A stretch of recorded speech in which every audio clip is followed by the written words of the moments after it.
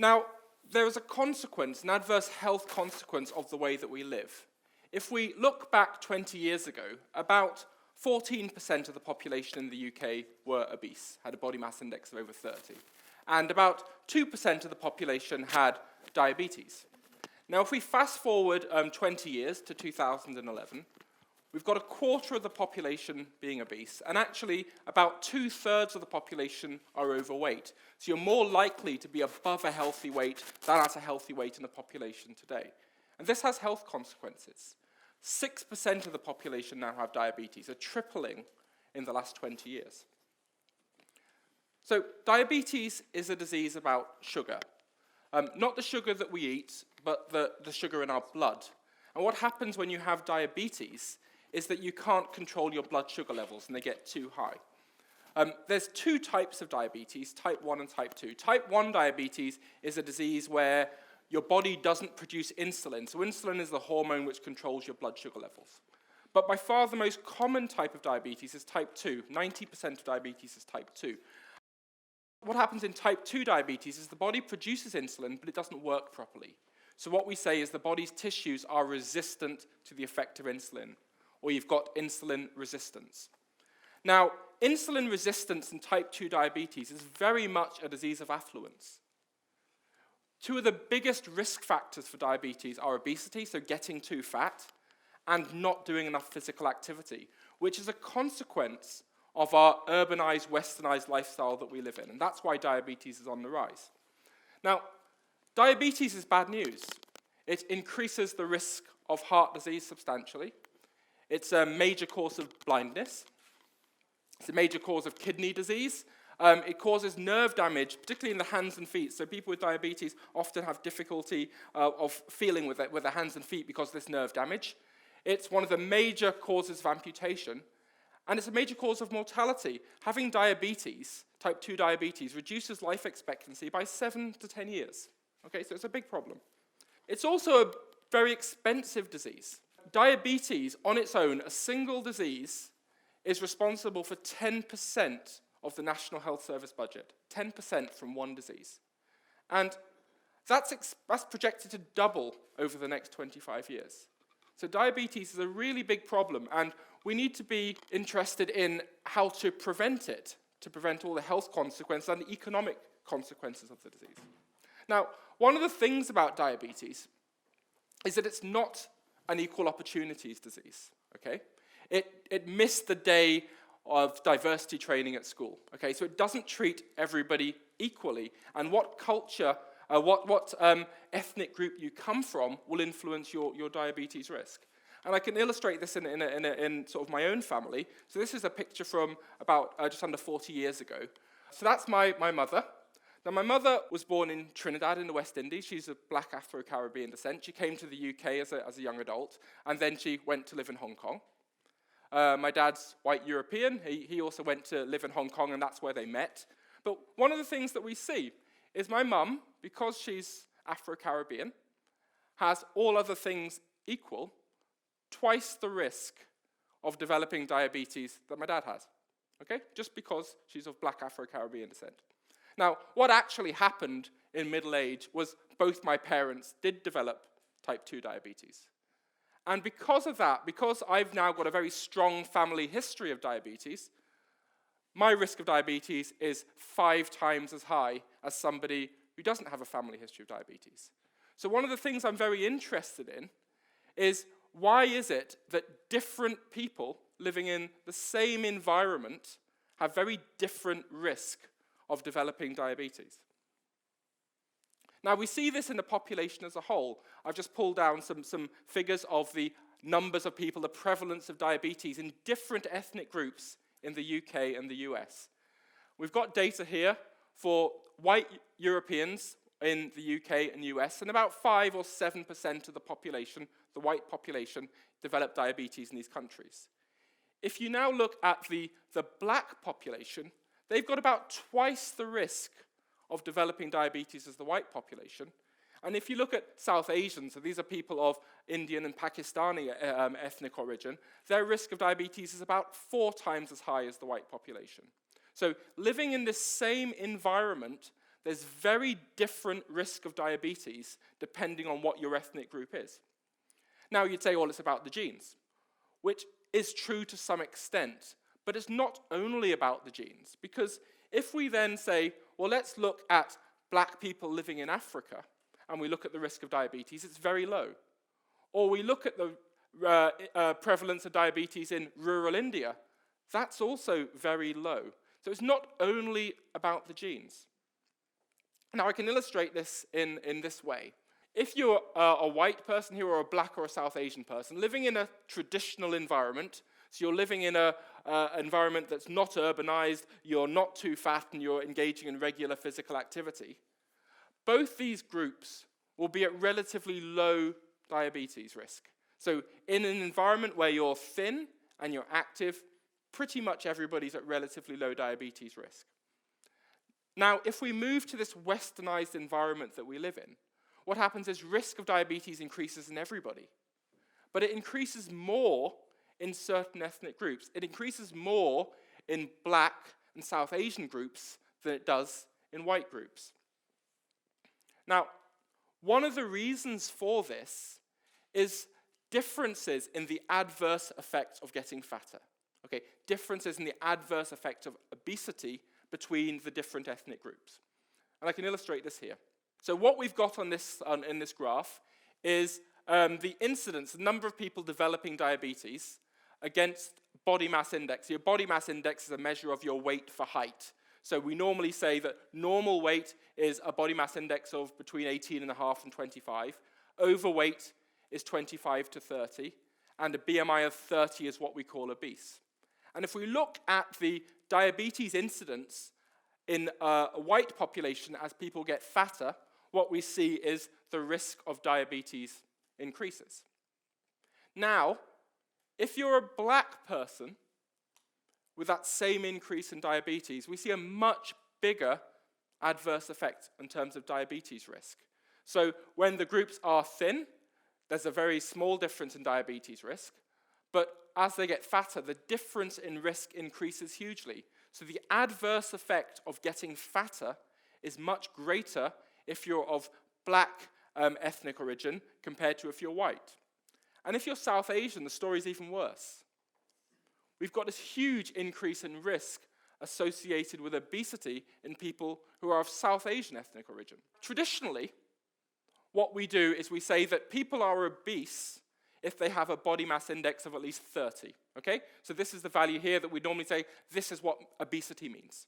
Now, the reason that we're interested in obesity from a public health perspective is because it increases the risk of disease, such as diabetes. So when we're looking at this threshold of a BMI of 30 for obesity, what we need to do is consider the adverse consequences of having a BMI at that level. So if we look at the white population and look at your BMI of 30, we'll see the incidence of diabetes is at this level. Now, if we say that this level of disease risk is a bad thing and we want to protect against it, what we need to do is look at the other ethnic groups and say, well, what BMI levels do you need in the other ethnic groups to get to the same level of risk? And what you find is they're much lower values. So the value in South Asians is actually what we'd have in the normal weight range, is where you have equivalent risk of diabetes as a white person with a BMI of 30. So our idea that one size fits all for a healthy body weight across the population, the BMI of 30 is what we would denote obesity, and you want to have a BMI of under 25, that's different depending on who you are. And that's actually being recognized now. NICE, the National Institute of Health and Care Excellence, who is the body which sort of gives guidance to the NHS on healthcare, have now said that targets for BMI to denote obesity should be different in different ethnic groups. And your value of BMI of 30 that we use in white populations is probably not appropriate for other populations, and we should have lower thresholds for obesity. Now, one of the reasons, we are doing some work on trying to understand why South Asians have this increased risk in obesity, increased risk when they get fatter. And one of these aren't our data, but here's some data looking at fat cells in a South Asian person. These are fat cells taken from the tummy area, and a European here. And what you see is the fat cells in the South Asian are much larger. So what happens is South Asians seem to be less able to make new fat cells. And so what happens when they get fatter is the fat cells get bigger rather than making a larger number of fat cells. And these larger fat cells are bad news because what happens is fat spills over from these fat cells and goes into places where it shouldn't be, like into the visceral area and into muscle and into the liver. And these changes are what increase risk of diabetes. So we're trying to investigate why is it that South Asians have this bigger fat cells and bigger increases in fat cells when they get fatter. But it's not all about body fat. Another key feature is fitness. Okay, so fitness, cardiorespiratory fitness, is your ability of your body to use oxygen. So people who have high levels of fitness have bodies that are good at using oxygen, and that translates in them being able to run fast and run far. So people that win the Olympic marathon are very fit. Now what you find is at the population level, if you measure fitness in people, and then you look at their risk of diabetes, what you find is that people with high levels of fitness have a low level of diabetes, and people with low levels of fitness have a high level of diabetes. And this is independent from how fat they are. Now, there's some really nice data that was done in a rat model, which suggests that this is likely to be a causal effect. So what a group of researchers in Norway and America did was breed some rats. They got rats to run on the treadmill, and then they got the rats that were very, very good at running on the treadmill, and they interbred them. So you got the Steffi Graf rat and the Andre Agassi rat and got them to have kids. And then they kept doing this generation on generation on generation. So by 11 generations in, they had these super rats that are really, really good at running. And then they took the rats that were not very good at running, so the rats that were picked last in PE, and got them to interbreed generation on generation on generation. So by 11 generations in, you've got these super rats that are really good at running, and these rats that are really, really bad at running. And what you find essentially is the rats that are bad at running have a metabolic profile consistent with diabetes. So just being bred for having a low level of fitness gives you diabetes. So it seems that the underpinning genes which are responsible for fitness and for diabetes seem to be similar. So one of the things we wanted to investigate was whether the increased risk of diabetes in South Asians might be related to differences in fitness. So we've done this in a couple of different studies. So what we've got in this picture is a South Asian chap and a European chap running on a treadmill. We are collecting the air they breathe out to measure how much oxygen their bodies are able to use. So we're measuring their fitness level. So when we do these experiments, what we find is that the fitness level in the average South Asian person is about 20% lower than it is in the average European person. And another thing we did is we can measure the muscle's ability at burning fat. So what we found, another thing we found, is that if you get a South Asian person and a European person, and they're walking at exactly the same speed, the muscles in the South Asian person are burning about half as much fat as the European's muscles. So South Asians' muscles are less good at burning fat than the Europeans' muscles. This turns out to be important because something else we did is we took little muscle samples, muscle biopsies, and looked at enzymes and molecules and genes in the fat samples which were related to the ability of the muscle to take up glucose, which is the important factor that prevents you from getting diabetes. And what we found is that low levels of fat oxidation were associated with factors which would increase risk of diabetes. So the inability of South Asians' muscles to burn fat well is likely to increase their risk of diabetes. And what we also found is that if we try and make South Asians' fitness level the same as Europeans, you get rid of that difference in fitness, that the excess risk of diabetes in South Asians will drop by about 2/3. So 2/3 of the excess risk of diabetes in South Asians is due to the fact that they are less fit than Europeans. Now, there's an easy way to increase fitness, and that's to become more physically active. So this is a graph here of fitness level against the amount of physical activity or exercise that you do. And we see that as you do more physical activity, you get fitter. Now, that's a graph for a European person. If you look at a South Asian, we see the same sort of relationship in that as you do more physical activity, your fitness increases. But for any given level of physical activity, the South Asian has a lower level of fitness than the European. So at the moment, we've got public health guidance, which is saying that everybody should do the same amount of physical activity. And that might not be appropriate. Now, there's physical activity guidance issued by a number of different bodies around the world. Here is the UK guidance and the WHO, the World Health Organization guidance for physical activity. And they ask people to be physically active because it reduces the risk of developing a number of diseases. And what they say is that adults should aim to do at least 150 minutes of moderate intensity physical activity, so that's equivalent to brisk walking, or 75 minutes of vigorous activity if you want to go jogging per week. And that's based on evidence from a number of studies, which you say, if you look at risk of disease, that as you increase your level of physical activity, risk of disease drops. And once you get to about 150 minutes of physical activity per week, your risk is low. Now, the problem is, most of these data were generated from white European populations. They were generated from populations in North America and Europe, because that's where the scientists that were doing the work were based, and that's where the populations they studied.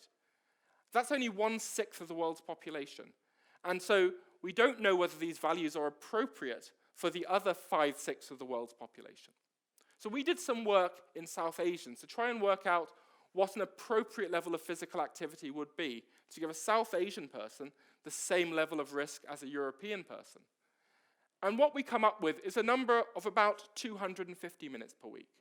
So your South Asian person needs to do more than your European person to get the same level of risk.